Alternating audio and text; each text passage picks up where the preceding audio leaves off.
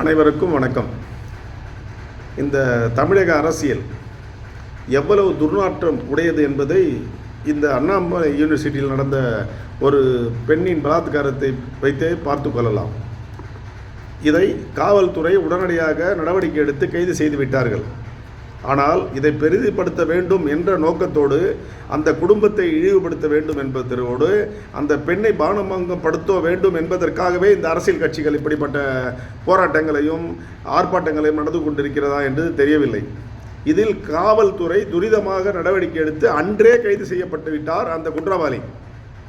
அப்படி இருக்கும்போது நீதிமன்றத்தில் அவரை ஆஜர்படுத்தி காவல்துறை சார்பாக ஒழுங்கு முறையாக நல்ல சட்டப்படி என்னென்ன ஆதாரங்களை திரட்ட வேண்டுமோ அதையெல்லாம் நீதிபதியிடம் ஒப்படைத்து விட்டார்கள். வழக்கு நடந்து கொண்டிருக்கிறது.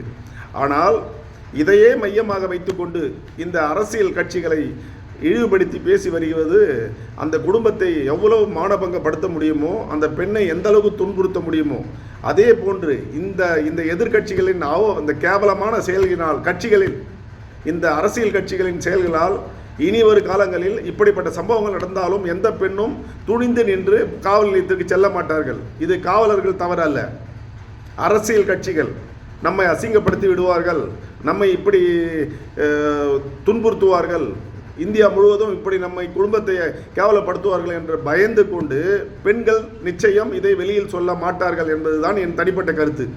இதையெல்லாம் தேவையா? எந்த கட்சி எதிர்கட்சியாகட்டும் அரசியல், தமிழக அரசியல், ஒட்டுமொத்த அரசியலையும் நான் வன்மையாக கண்டிக்கின்றேன். இப்படிப்பட்ட செயல்களில் ஈடுபட வேண்டாம்.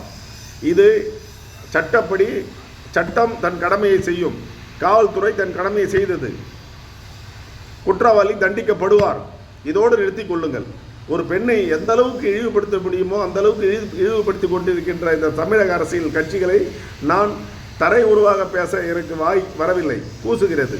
எனவே தயவு கூர்ந்து அந்த வன்கொடுமை சம்பவத்தை இதோடு விட்டுவிட்டு குற்றவாளிக்கு என்ன தண்டனை அதிகபட்சம் கிடைக்க வேண்டும் என்பதற்காக போராடுங்கள். தண்டனை குறைவாக கிடைத்தால் நீதித்துறையை நாடுங்கள், நீதி சட்ட திருத்தத்தை கொண்டு வர சொல்லுங்கள். அதை விட்டுவிட்டு அந்த பெண்ணை மானபங்கப்படுத்தவும் அசிங்கப்படுத்த வேண்டும் என்பதற்காகவே இதை செய்து வருகிறீர்கள், உங்களுடைய அரசியல் ஆதாயத்திற்காக. தயவு கூர்ந்து எந்த கட்சியாக இருந்தாலும் அரசியல் கட்சிகள் தயவு கூர்ந்து இந்த தலையீடில் இருக்க வேண்டாம். சட்டம், காவல்துறை தன் கடமையை ஒழுங்காக செய்திருக்கிறது, அதில் எந்த குறையும் இல்லை என்பது எனது கருத்து. நன்றி, வணக்கம்.